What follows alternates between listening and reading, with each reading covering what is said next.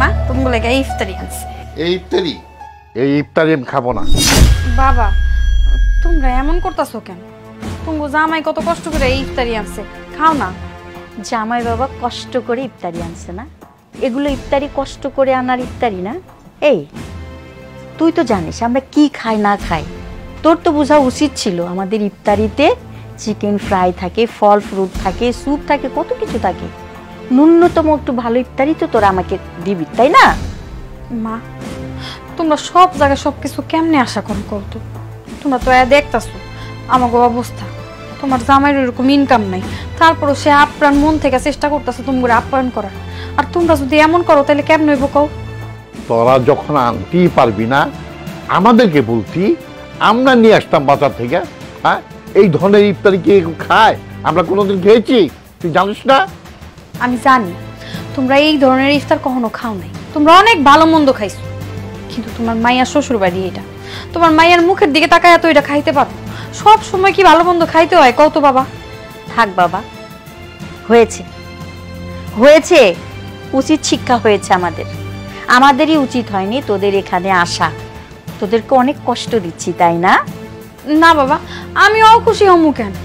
তোমরা দুইজন আমার বিয়ার পর এই প্রথম আমগো বাড়িতে আইলা, আমরা সবাই অনেক খুশি হয়েছি।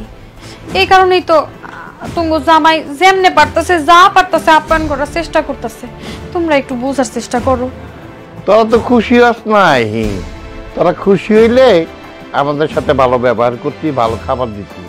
তোরা খুশি না দেখে আমাদের সাথে এই ধরনের কথা শোন, জানি আমরা তোদের বাড়ি থেকে চলে যাই। হ্যাঁ তাই তো দেখছি। ঠিক মতো শরবতটাও গ্লাস ভরে দিস নাই। এক গ্লাস শরবত মনে হচ্ছে 2 গ্লাস করে নিয়ে এসেছিস।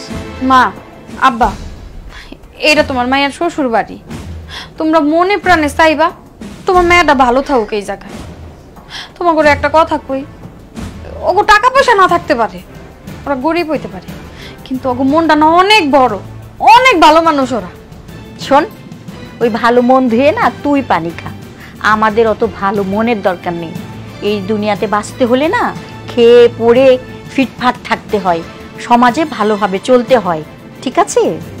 শোন, আমি একটা কথা বলি, তোর যদি এখানে খারাপ লাগে, ভালো না লাগে, আর তোর যদি এই অবস্থা হয়, তবে এক কাজ কর, তুই আমাদের সাথে আমাদের বাড়িতে চল। চল আব্বা, তোমরা আর কথা কইও না তো, আমার একদম ভালো লাগতাছে না। আমি কতবার তুমি করে বুঝাইতাছি যে আমি এই জায়গায় সুখে আছি, ভালো আছি, আমার কোনো কষ্ট হইতাছে না, তারপর কেন তোমরা বুঝতাছো না? ব্যাস, ওকে আর বলে কোনো লাভ হবে না। এখন কি করবে সেটা বলো। এই ইফতারি করবে নাকি বাইরে থেকে নিয়ে আসবে? শোনো, তোমার মেয়ে যে কত সুখে আছে সেটা এসে দেখে ফেলেছি। আর এই ইফতারি আমার পক্ষে খাওয়া সম্ভব না। এক কাজ করো, এখনো আজান দেয় নেই, চলো আজান দিবে কিছুক্ষণের মধ্যে, আমরা বাজার যে ইফতারি করবো। চলো তো। মা আব্বা, তোমরা যদি বেশি বাড়াবাড়ি করো না তাহলে কিন্তু আমি গলায় ধরে দিমু, গলায় ধরে দিয়ে আত্মহত্যা করবো। দেখেছো মেয়ের কাণ্ড? হ্যাঁ, কেমন ইমোশনাল ব্ল্যাকমেল করে। তোমার মায়া শিখছে তো এইটাই, আমাদের ব্ল্যাকমেল করেই তো এই বাড়িতে আসছে। শোনো, এখানে ইফতারি আমি খাবো না, তোমার খাওয়া দরকার নেই। চলো আমরা বাজারে ইফতারি করবো। ওটা তো চলো চলো, আসো আমার সাথে।